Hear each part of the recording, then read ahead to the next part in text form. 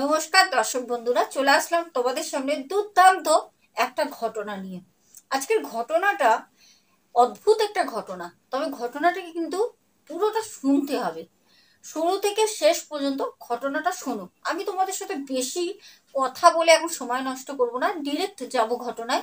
তার আগে প্রত্যেক দিনের মতো শুধু মনে করে দেবো, একটা করে লাইক করো, শেয়ার করো, কমেন্টস করো, আর অবশ্যই যারা এখনো পর্যন্ত চ্যানেলটাকে সাবস্ক্রাইব করোনি করে পাশে থেকো। তাহলে চলো সময় নষ্ট করবো না, সোজা যাবো ঘটনায়। আজকের আমাদের ঘটনাটা মালদা থেকে পাঠায় যে দাদাভাই ঘটনাটা শেয়ার করেন। আজকে কিন্তু ওনার নামটা পুরোটাই হাইট থাকবে। হাইট রেখে আজকে দাদাভাইয়ের ঘটনাটা তোমাদের সামনে তুলে ধরবো। দাদাভাই বলেন, আমি যখন ক্লাস 9-এ পড়ি তখন আমার জীবনে একটা ঘটনা ঘটেছিল। আদৌ ঘটনাটা ভৌতিক ছিল কি অলৌকিক ছিল সেটা কিন্তু ব্যক্তিগতভাবে আমি বলতে পারবো না।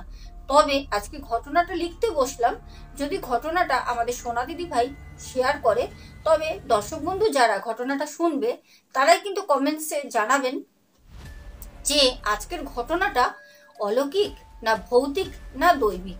তাহলে চলো দর্শক বন্ধুরা, আজকে তোমাদের উদ্দেশ্যে একটা কোশ্চেন ছুড়ে দিলাম, সেটা তোমরা শেষে গিয়ে পুরো ঘটনাটা শোনার পর অবশ্যই কমেন্টসে জানাবে আজকে ঘটনাটা অ্যাকচুয়ালিও দৈবিক না ভৌতিক না অলৌকিক। ঠিক আছে? তাহলে আজকে যেরকম ভাবে দাদা ভাই ঘটনাটা শেয়ার করেন সেরকম ভাবেই কিন্তু আজকে ঘটনাটা আমি শোনাচ্ছি। দাদাভাই বলেন, এখন কিন্তু আমি ইঞ্জিনিয়ারিং নিয়ে পড়াশোনা করছি। যখন আমি ক্লাস 9-এ পড়তাম স্কুল লাইফে, তখনই আমার একটা ঘটনা ঘটে। এই ঘটনাটা শুধু আমি বলে না, আমার সাথে আমার আরো 4 বন্ধু, টোটাল আমরা 5 জন এই ঘটনাটার সাথে ওতপ্রোতভাবে জড়িত। তবে ঘটনাটা যে আমাদের সাথে কোনোদিন এরকম ভাবে ঘটবে সেটা আমরা কোনোদিন বুঝতেও পারিনি, কারণ এই ঘটনাটা ঘটে ঠিক আমি বলি, আমরা যখন ক্লাস 9-এ পড়ি আমাদের একটা কোচিং ক্লাস হতো, যেখানে আমরা স্কুলের 4 বন্ধু, আমাকে নিয়ে 5 জন, আমরা 5 জন একই বেঞ্চে স্কুলে বসতাম। আর 5 জনের বন্ডিং ছিল সারা স্কুলের মধ্যে এত ভালো, আমাদের দেখে পুরো স্কুল জ্বলতো।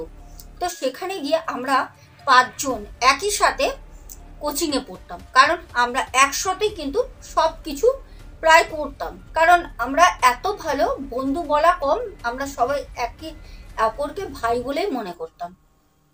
সেরকম ভাবে আমরা যখন কোচিংয়ে পড়তে যাই, ওখানে আমাদের একজন মাস্টার মশাই ছিলেন, না বললে নয়, ওনার মতো মাস্টার মশাইয়ের কথা অনেক কমই শোনা যায়। উনি এত ভালো ছিলেন, আমাদের 4 বন্ধুর মধ্যে আমাকে নিয়ে 5 জন, আমরা কোনো সময় যদি ফিস না দিতে পারতাম ওনার, উনি কিন্তু কোনো দিন বাড়িতে বলা অথবা যে না পড়াবো না, তুমি এই মাসে টাকাটা দিতে পারোনি, এরকম কোনো ধরনের ওনার কিন্তু যুক্তি ছিল না। উনি বলতেন টাকাটা সবকিছু ম্যাটার করে না, টাকাটা নি যাতে আমার প্রত্যেক দিনে খাওয়া দাওয়া ওষুধ খরচা যাতে আমি চালাতে পারি, ঠিক আছে? কিন্তু আমার কাছে টাকাটা কোনো ম্যাটার করে না, যে একটা বাচ্চাকে পড়াশোনা এত ভালো, সেই বাচ্চাগুলোকে শিক্ষা দান করতে বসে আমি টাকা ইনকাম করব। তো আমরা কোনো মাসে যখন পারতাম দিতাম, কোনো মাসে এরকমও গেছে বাড়ি থেকে দিয়ে দিয়েছে, কিন্তু আমরা আবার একটুখানি ওই টাকাটা রেখে পাকামি করে একটু এটা ওটা খেতে ইচ্ছা করতো। তো খারাপ কিছু না, এই একটু চাউমিন, একটুখানি ভালো রোল, এটা ওটা আমরা খেতাম। তো মাঝে মাঝে ওরকম আমাদের ওই 5 জনের মধ্যে কোনো মাসে হয়তো ও টাকা দিল না, আমি হয়তো কোনো মাসে দিলাম না, তবে সব সময় না, কখনো কখনো 2-3 মাস অন্তর অন্তর এই জিনিসটা আমরা করতাম। তো মাস্টারমশাইও আমাদের খুব ভালো ছিলেন, বুঝতেন। মাস্টারমশাই একটাই কথা বলতেন যে একটা সময় তো তোদের মতো আমিও ছিলাম, তাহলে আর কি তোদের বলবো বল, আজকে তোদের দেখে আমি সেই দিনগুলো মনে করি। তো যাই হোক, আমাদের মাস্টারমশাইয়ের কথা এইটুকুনি বললাম, উনি এতটাই ভালো ছিলেন। এইবার ঘটনাটা ঘটলো আসল, সেটা হচ্ছে আমাদের মাস্টারমশাই আমাদেরকে একদিন বলল যে দেখ, তোরা তো পুরো মাথা তোদের গোবর হয়ে গেছে, এত পড়াশোনা তোরা করছিস, মাথা গোবর হয়ে গেছে, তাহলে তোরা একটা কাজ কর না, তোরা 2 দিনের জন্য পড়াশোনা থেকে একটু বিরত থাক, থেকে তোরা একটু কোথাও ঘুরে আয়, যা তোরা 5টা গরুর দল। তখন মাস্টারমশাইকে বললাম যে কোথায় যাবো মাস্টারমশাই বলুন তো, বাড়ি থেকে তো ছাড়বে না। তো এই বলতে বলতে আমাদের যে ওই 5 জনের গ্রুপ, তো আমরা মাস্টারমশাইকে তখন সবাই মিলে চেপে ধরলাম যে মাস্টারমশাই একটা কাজ করুন, আপনার সাথে ঘুরতে যাব, আপনি নিয়ে চলুন কোথাও, তাহলে বাড়ি থেকেও সমস্যা হবে না, আর আপনার কথা বলে অনায়াসে ছেড়ে দেবে। তখন মাস্টারমশাই বললো, দেখ আমি কি তোদের মতো দৌড়াতে হাঁটতে পারবো, বয়স হয়েছে, দাঁড়া তোরাই চা। তো আমরা অনেক করে মাস্টারমশাইকে বলতে, মাস্টারমশাই এমনিতে শরীর খুবই খারাপ থাকতেন, ওনার বয়সটাও ভালো ছিলেন। তো মাস্টারমশাই বললেন যে আমার এক ভাই আছে, মানে আমার দূর সম্পর্কের এক ভাই, তোরা ওখানে চলে যা, আমি নাম্বার দিয়ে দেবো, আর একটা কাজ করবি, তোরা গিয়ে ওখানে ফোন নাম্বারে যোগাযোগ করে নিবি, উনি তোদেরকে উনি ঘুরিয়ে দেবে, আর ওখানে একটা ছোটখাটো পিকনিক মতো করে আয়। তখন আমরা বললাম 5 জনে কি পিকনিক করব।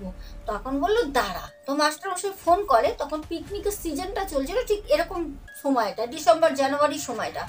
তো তখন মাস্টারমশাই ফোন করতে বলল, এখন পাঠাস না, সামনে পিকনিক আমাদের আছে, একদম মানে জানুয়ারির শেষের দিকে পিকনিক আছে, ওই সময় ওদের 5 জনকে পাঠিয়ে দে, আমাদের এখানে আনন্দ করবে, ঘুরবে, খাবে দাবে, ওদের টাকা পয়সা লাগবে না। তো মাস্টারমশাই বললো ঠিক আছে। মাস্টারমশাই তখন বললো জানুয়ারি মাসের শেষের দিকে, ডেটটা আমার ঠিক মনে নেই, কারণ ঘটনা তো অনেক দিন আগের, ডেটটা আমার মনে নেই। তো তখন মাস্টারমশাই একটা ডেট বলেছিল, খুব ভালো মনে আছে, জানুয়ারির একদম শেষের দিকটা। যাই হোক, তখন আমরা 5 জন সেই ডেটে চলে যাই আমরা ঘুরতে। মালদা থেকে প্রায় অনেকটা দূর, আমরা সকালবেলা ট্রেন ধরে আমরা মোটামুটি যেতে 3.5 ঘন্টা আমাদের লেগে যায়। তো সেখানে যাওয়ার পর যার মানে ওই স্যারের যে ভাই বলছিলেন, ওনার নাম্বার দিয়েছিলেন, তো নাম্বারে বলে দিয়েছিলেন, উনি আমাদেরকে স্টেশনে এসে দাঁড়িয়েছিলেন নেওয়ার জন্য। যাই হোক, উনি নিয়ে যান। ওখানে যাওয়ার পর আমরা 5 জন দেখলাম ওনাদের একটা ছোটোখাটো পিকনিক হচ্ছে একটা মাঠের মধ্যে। তো সেই মাঠে আমরা সবাই গেলাম, আমাদের সাথে সেই যে বন্ধু ছিলেন, মানে আমার স্যারের তো বন্ধু, সবার সাথে পরিচয় করিয়ে দিলেন। আমরা সবার সাথে কথাবার্তা বলে কি করব, সব মেয়ে বউ সবাই বসে রয়েছে, হ্যাঁ, তো অনেক কাকু জেঠু আছে যারা আমাদের থেকে অনেক সিনিয়র, আর আমাদের বয়সী সেরকম 2-1 জন ছেলে রয়েছে, তারা তাদের মতো ব্যস্ত। তো আমরা 5 জন যেখানে, সেখানে কারণ এমনিও দরকার লাগে না, তবু পিকনিকে গেলে সবাই একটা হইচই করলে একটা আনন্দ আলাদা লাগে। সেখানে গিয়ে আমরা 5 জন বললাম, দূর খাওয়া দাওয়ার তো এখন দেরি আছে, মোটামুটি আমরা ওই 10:30টার দিকে সকালে পৌঁছে যাই। যেতে আমাদের 4টে করে লুচি, আলুর দম, একটা করে মিষ্টি দেয়, আমরা সবাই খাই।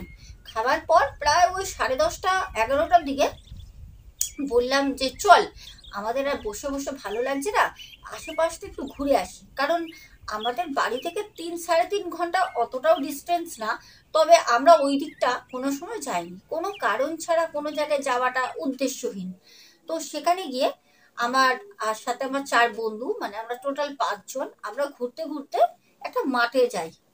তো যেখানে পিকনিক হচ্ছে সেটাও একটা মাঠ, ওখানে পাশাপাশি অনেকগুলো ফাঁকা মাঠ আছে।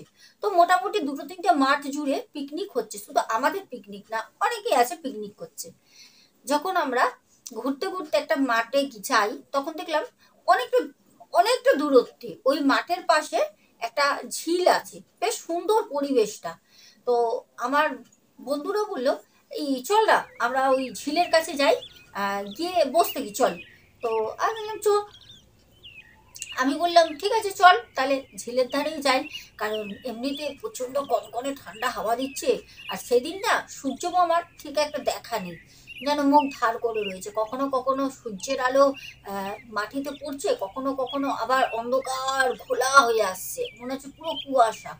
তো এরকম হতে হতে আমরা কথা বলতে বলতে ঝিলের ধারে যাই, গিয়ে ঝিলের ওখানে বসে রয়েছি, এত সুন্দর পরিবেশ, আর ঝিলের সামনে ঠান্ডা ঠান্ডা হাওয়া দিচ্ছে, আর মাঝে মাঝে রোদ উঠছে, মাঝে মাঝে একদম কুয়াশা হয়ে যাচ্ছে, খুব ভালো লাগছে।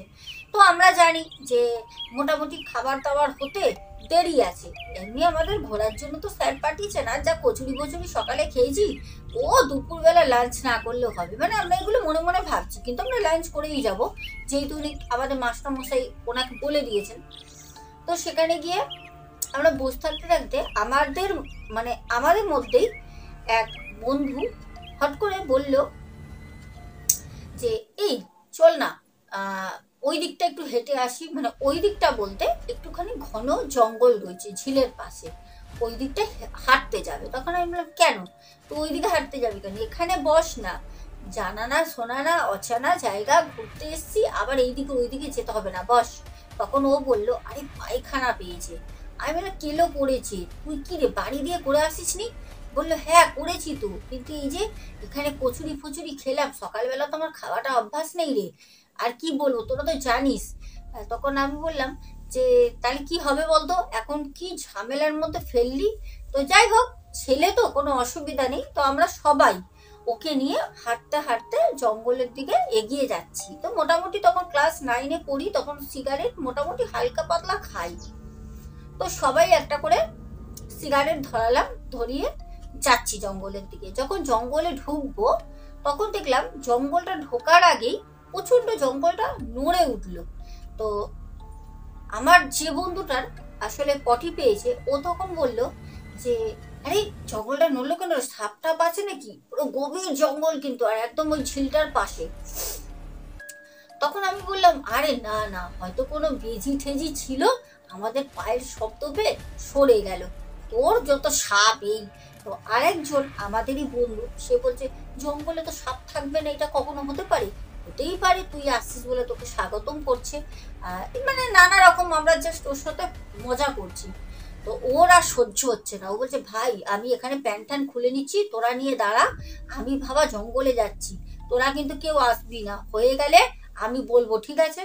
তো আমাদের বন্ধু বান্ধবের মধ্যে যা হয় তখন এটা তো স্বাভাবিক, সবাই করো। হ্যাঁ, তখন আমাদেরই আরো যারা আছে বলছে না না তুই সবে বসবি, ঠিক তোর সময় মতো যখন তুই আরাম করে যখন পটি করবি আমি যাবো, হ্যাঁ তোর কাছে, তোর সাথে গল্প করবো, তুই গল্প করতে ভালোবাসিস না। মানে ওকে নানা রকম ভাবে সবাই তখন রাগাচ্ছে। ও বলছে হ্যাঁ হ্যাঁ আসবি বলে ও জঙ্গলের ভিতরে দৌড়িয়েছে। তুই আমরা চারজন জঙ্গল থেকে একটু দূরে ঝিলের পাশে বসে রয়েছি, আর হালকা হালকা গান চলছে, গান শুনছি, কারণ পিকনিক আমাদের শুধু হচ্ছে না, ওখানে 3-4টে মাঠ ধরে পিকনিক হচ্ছে। তো গানের আওয়াজ আস্তে আস্তে হাওয়া দিচ্ছে, খুব কোনো সময় খুব জোরে আওয়াজ শুনছি, কোনো সময় আসতে, কোনো সময় আসছেই না। তো আমরা সিগারেট খেতে খেতে সবাই গল্প করছি চারজন, করতে করতে প্রায় অনেকটা সময় হয়, দেখছি ওর কোনো সারা শব্দ নেই, আর ও বেরোচ্ছেও না।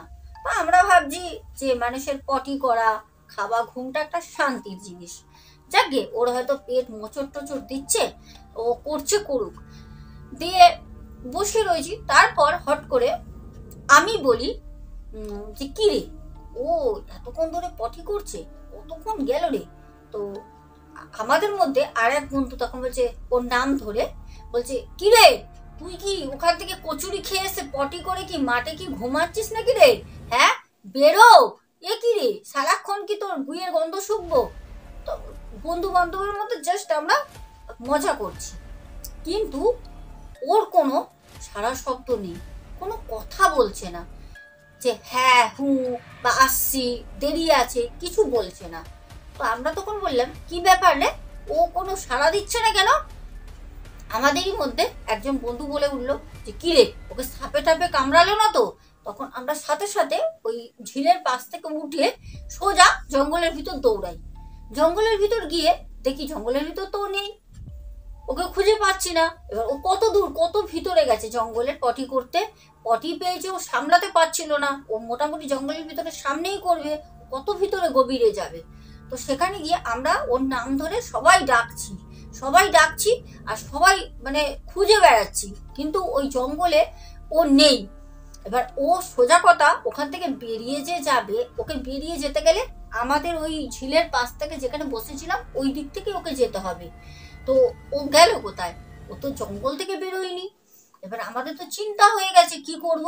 ওই সময় আমি সোজা মাস্টার মশাইকে ফোন করলাম, ফোন করে বললাম মাস্টার মশাই এরকম এরকম ব্যাপার হয়েছে, ওকে আমরা পাচ্ছি না। মাস্টার মশাই বললো কি বলছিস রে? আচ্ছা দাঁড়া। মাস্টার মশাই আবার যে বন্ধুর কাছে আমাদের পিকনিকের জন্য পাঠায় ওনাকে কল করেন, কল করে ঘটনাটা বলে। তখন উনি আবার ছুটে আসে আমাদের কাছে আরো পিকনিক থেকে 4-5 জনকে নিয়ে। তখন বলছে যে তোমরা এখানে এসছো কেন? তখন বললাম আমরা বসেছিলাম এরকম সব বলতে। তখন বললো কেন তোমরা এরকম পটি পেয়েছে, এগুলো মানুষের সাধারণ সবারই হয়, এতে লজ্জার কি আছে? তোমরা এরকম অসুবিধায় পড়েছো, তোমরা আমাকে কেন বলোনি? আমরা যেখানে পিকনিক করছি ওখানে সব রকম ব্যবস্থা আছে, মেয়েরা আছে, বউরা আছে, তোমরা কি পাগল? তোমরা পড়াশোনা করো, এইটুকুনি নলেজ নেই? আর তোমরা এখানে এসছো, এই ঝিলের ধারে কেউ আসে না। তখন আমরা বললাম আমরা তো জানি না। তখন ওই যে আমাদের মাস্টারমশাই যার কাছে পাঠিয়েছেন সেই বন্ধু, উনি তখন বললেন আমারও দোষ, আমি তো তোমাদের উপর অতটা নজর রাখতে পারিনি পিকনিকের ঝামেলার মধ্যে। তবে চলো চলো তোমার বন্ধু কোথায় দেখি। তো সবাই মোটামুটি আমরা 4 জন, আর সেই মাস্টারমশাইয়ের বন্ধু তার সাথে 5-6 জন, প্রায় 10 জন 11 জন, সবাই জঙ্গলের ভিতরে ঢুকে মানে ওর নাম করে সবাই ডাকছি আর সবাই খুঁজছি। সত্যি কথা বলতে সেদিন পুরো পিকনিকটা পুরো চোপট হয়ে গেল, পিকনিকটা পুরো বন্ধ। সত্যি কথা বলতে কেউ খায়নি সেই দিন পিকনিকে, কারণ আমাদের যে সাথে বন্ধু ছিল ওকে কিন্তু বিকেল 5টা পর্যন্ত খুঁজে পাইনি, বিকেল 5টা পর্যন্ত খুঁজে পাইনি। তারপর আমরা বলছি যে কি হলো কি হলো, কোথায় গেল, মানে সত্যি কথা বলতে মানে একটা বিশাল বাজে ব্যাপার হয়ে গেছে। লাস্টে যে আমার মাস্টার মশাই সেও ওখানে এসে উপস্থিত হয় সেই পিকনিকের মাঠে।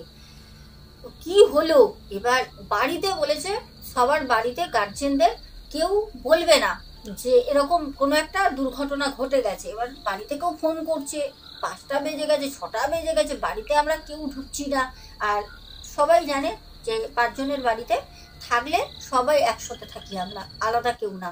এবার জানি একজনকে ফোন করলে আরও 4 জনের খোঁজ আমরা পেয়ে যাব। 5 জন যেহেতু একসঙ্গে থাকি, সেখানে গিয়ে আমরা মানে সবাই ফোন করছে বাড়ি থেকে, আমাকে একবার, ওকে একবার, ওকে একবার, আমরা কেউ ফোন অ্যাটেন্ড করছি না। কারণ কি বলবো, বাড়ির লোক তো জানে একজনকে ফোন করা মানে 4 জনের খবর পেয়ে যাওয়া, কি বলবো। এবার মাস্টারমশাই তখন বললো বাড়ির লোক চিন্তা করে করুক, তোমরা সবাই ফোনে সুইচ অফ করে দাও। তো আমরা সেরকমভাবে ফোনে সুইচ অফ করে দিই। এইদিকে আমার সাথে যে বন্ধুটা ছিল যাকে পাওয়া যাচ্ছে না, মিসিং, ওকে সমানে কিন্তু ফোন করা হচ্ছে, কিন্তু আমাদের মাথায় এইটুকুনি নেই যে ও তো প্যান্ট আমাদের কাছে দিয়ে গেছে, ওরকম অবস্থায় ও যাবে কোথায়? ও তো প্যান্ট আমাদের কাছে দিয়ে গেছে, প্যান্টের মধ্যে ওর ফোনটা রয়েছে, ফোন করছি তো ও তো বাজছে আমাদের কাছেই। দুশ্চিন্তার ব্যাপার হয়ে গেল। স্যার তো তখন মানে চোখ মুখে না অন্ধকার দেখছে, স্যার এমনিতে স্যারের শরীর খারাপ। স্যারের বন্ধু বলছে যে কি ঝামেলায় পড়লাম রে, ছেলেটা গেল কোথায়? ওকে কি আকাশ গিলে খেয়ে নিল না মাটির তলায় ঢুকে গেল? ছেলেটা গেল কোথায়? আর সত্যি কথা বলতে হাফ প্যান্ট পরে, খালি পায়ে, বুট খোলা, ফুল প্যান্ট খোলা, ছেলেটা যাবে কোথায়? যাই হোক, ওকে খুঁজে খুঁজে খুঁজে যখন পাই না, তখন প্রায় মানে ওখানে আশেপাশে যেখানে পিকনিকটা হচ্ছিল স্থানীয় লোক খবরটা মানে লোকের মুখে মুখে মুখে মুখে একদম জলের মতো ছড়িয়ে যায়। তো গ্রামেরও প্রচুর মানুষ আমাদের সাথে আসে সাহায্য করতে, যে কি হলো। লাস্টে আমার সেই বন্ধুটাকে পাওয়া যায় হচ্ছে ঝিলের পাড়ে কাদার মধ্যে ঢুকে রয়েছে। এবার কি করে পাওয়া যায় সেটা হচ্ছে, যখন আমরা সবাই মানে আশা ছেড়ে দিয়েছি যে একটা তো কিছু দুর্ঘটনা ওর সাথে ঘটেছে, কারণ শুনছিলাম যে জায়গাটা নাকি ভালো না, ওই ঝিলের ধারটা, ওখানে নাকি অনেক মানে লোকজন নিয়ে এসে মেয়ে বউদের হত্যা করেছে। কারণ যেহেতু ফাঁকা জায়গা, অনেকে অনেক রকম পরকীয়া, অনেক রকম কেস থাকে, তারা ওখানে নিয়ে আসে ঘুরতে, নিলিবিলি ফাঁকা জায়গা, মার্ডার ঠাটার করে চলে গেছে। তো সেরকম ভাবেই জায়গাটা ভালো না, বদনাম আছে। তো যখন আমরা রাতের বেলা সবাই বড় বড় টর্চ নিয়ে বেরিয়েছি, খুঁজছি অনেকটা, যখন জঙ্গল থেকে প্রায় আমরা 20 থেকে 30 পা হেঁটে চলে আসছি মাঠের দিকে, মানে এবার পুলিশের কাছে ছাড়া আমাদের কোনো গতি নেই যাওয়া। তখন আমাদের মধ্যেই একজন বন্ধু বললো এই টর্চের আলোটা ওইদিকে মারো তো তোমরা, দেখো তো ওই জলের কাছে আমি যেন ওর পা দেখলাম। তখন আমাদের সবার মানে বুকের হৃৎপিণ্ড ওখানে কিন্তু স্তব্ধ হয়ে গেছে। পা দেখলাম মানে মানে একটা ছেলে, তার মানে ও আর জীবিত নেই, মারা গেছে। তো সেখানে গিয়ে সবাই একসঙ্গে ওখানে ঝিলের পাড়ে যখন টর্চের আলোটা ফেলে, তখন দেখছি সত্যি ওর হাঁটু থেকে ওর পায়ের পাতা পর্যন্ত উঠে রয়েছে, মাঠের উপরটা উঠে রয়েছে পাটা, যেরকম মানুষকে লাথি মারলে দেখায় ঠিক ওরকম ভাবে। তো আমরা সবাই ছুটে যাই, গিয়ে দেখলাম পুরো কাদা মাখামাখি জামা, আর পা মানে অর্ধেক মুখ ফুক পুরো একদম কাদায় মাখামাখি, মানে শুধু নাকটুকুনি কাদা নেই আর ঠোঁটের টুকুনি কাদা নেই, চোখ ফোক পুরো কাদা, মানে কোনো রকমে সবাই তো মানে আমরা ওকে দেখে ওই সময় মানে চোখের জল আমরা থামাতে পারছি না, জানি আমাদের বন্ধু আমাদের সাথে আর নেই, ও মারা গেছে।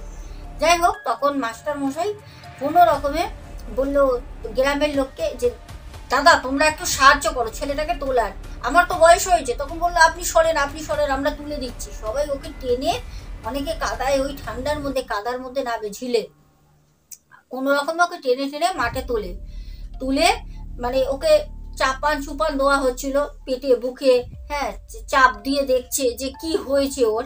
তখন দেখলো যে না, ওর নার্ভ কিন্তু চলছে, ও কিন্তু মৃত না, জীবিত আছে। সাথে সাথে ওখান থেকে ওই স্থানীয় লোকরা এত ভালো হসপিটালে নিয়ে যায়। হসপিটালটা বেশি দূরত্বে ছিল না, ওখান থেকে 7-8 মিনিটের ডিস্টেন্স। তারা সাথে সাথে নিয়ে যায় কাদা অবস্থায়, নিয়ে যাওয়াতে ডাক্তার ওকে চিকিৎসা করে। বলল না আপনাদের ছেলে মানে ডাক্তার নার্সরা তো জানে না যে আমরা মাস্টার মশাই বা কিছু, বলল আপনাদের ছেলে ঠিক আছে, ওনার সাথে সেরকম কিছু হয়নি, তবে কোনো কিছু দেখে ভয় পেয়েছে, ওনার মস্তিষ্কের মধ্যে সেটা খুব প্রভাব পড়েছে, তবে ও জীবিত আছে। যাই হোক, তখন আমরা সবাই খুব আনন্দ করলাম, খুব আনন্দ। আমাদের মাস্টার মশাই সবাইকে মানে ওর সামনে হসপিটালের বেরিয়েই একটা বিশাল বড় মিষ্টির দোকান আছে, ওখানে খুব নাম করা। ওখান থেকে মাস্টার মশাই সবাইকে বলেছে যাও তোমরা যে যা মিষ্টি খাবে খাও, আমার ছেলেটা বেঁচে রয়েছে তোমাদের জন্য, শুধু আমি খুশি হয়ে তোমাদেরকে খাওয়াচ্ছি, কারণ পিকনিকটা তো হয়নি, খাবার দাবার সব ফেলা গেছে, নষ্ট হয়েছে। যাই হোক, সবাই আমাদের সাথে অনেক কর্পোরেট করেছে। তারপরে গিয়ে সবাইকে মিষ্টি টিষ্টি খাওয়ানোর পর ওকে নিয়ে যখন আমরা আস্তে আস্তে বাড়ির দিকে ফিরি, পরের দিন সকালবেলা বাড়ির লোককে তখন অতক্ষণে সব জানিয়ে দিই, বাড়ির লোক ভোরবেলা সবাই পৌঁছয় হসপিটালে। তারপর যেটা ওর মুখ থেকে পরে মানে 3-4 দিন পর বাড়ি আসার পর একটু সব নর্মাল হওয়ার পর জানতে পারি, সেটা বলে যখন ও পটি করছিল, করে ও ঝিলের পাড়ে গেছিল পরিষ্কার হতে, বলে তখন কেউ ওকে নাম ধরে ডাকছিল। তো ও ভেবেছে যে আমাদেরই 4 বন্ধুর মধ্যে কেউ হবে, তো ডাকছিল আর কেউ হাসছিল। তো ও মানে জলের কাজটা করে তড়িঘড়ি করে উঠতে যায়, উঠতে গিয়ে নাকি ও পা স্লিপ করে যখন ও পড়ে যায়, তারপরে ও অনেক করে মানে উঠতে চাইছে, কিন্তু কিছু একটা শক্তি, ও বলছে আমি চোখে দেখতে পাচ্ছি না কোনো কিছু, কিন্তু মনে হচ্ছে আমাকে ঝিলের দিকে টেনে নিয়ে চলে যাচ্ছে আমার পা ধরে। কিন্তু যাই হোক, ভগবানের আশীর্বাদে ওর কিছু হয়নি, ও কিন্তু ওখান থেকে অনেকটা দূরে চলে গেছে। কিভাবে গেছে না গেছে আমরা ওখানেই ছিলাম, আমরা দেখিনি, কিন্তু আমাদের বন্ধু আমাদের মধ্যে আজও আছে। আজকে কিন্তু ও গভর্নমেন্ট সার্ভিস চাকরি করে, বেটা বিয়ে করেছে, 2টো সন্তানও আছে। যাই হোক, আজকের ঘটনাটা দর্শক বন্ধু তোমাদের কেমন লাগলো? আমাদের মালদা থেকে দাদাভাই যেরকম ভাবে ঘটনাটা শেয়ার করেছে, ঠিক ওনার ভাষায় ঘটনাটা তোমাদের সাথে শেয়ার করলাম। আশা করি ঘটনাটা তোমাদের খুব মজা লেগেছে শুনতে। তবে অবশ্যই কিন্তু কমেন্টস করে জানাবে। আর হ্যাঁ, তোমরাই বলবে এটা কি কোনো ভৌতিক ছিল, না জলের দস্যু ঠস্যু থাকে সেরকম কিছু অলৌকিক হতে পারে, না কোনো দৈবিক। আমার তো মনে হয় না এটা কোনো দৈবিক ঘটনা, এটা ভৌতিক ঘটনা অবশ্যই ছিল, কারণ পূর্বে ওই স্থানটা কিন্তু অনেক বদনাম আছে, সেখানে এটা অলৌকিক বা দৈবিক হতে পারে না, এটা ভৌতিক ঘটনা আমার তরফ থেকে। তোমরাই জানাবে তোমাদের কি মতামত। আর যেতে যেতে বলবো, ঘটনা পাঠানোর ঠিকানা সোনাবাসা 14 হচ্ছে আমার ইনস্টা আইডি, ওখানে তোমরা ডিএম অথবা ভয়েস মেসেজ করে ঘটনা শেয়ার করে দাও। যেতে যেতে সবাইকে বলবো, ঘটনার প্রতি কটা কিন্তু ঘটনার নিচে আমার ডিসক্রিপশন বক্সে দেখবে ইমেলটা পিন করা থাকে, চাইলে তোমরা মেল করেও ঘটনা শেয়ার করতে পারো। আজকে আসবো, সবাই খুব ভালো থেকো, দেখা হবে আগামীকাল। আজকের মতো টাটা, গুড নাইট।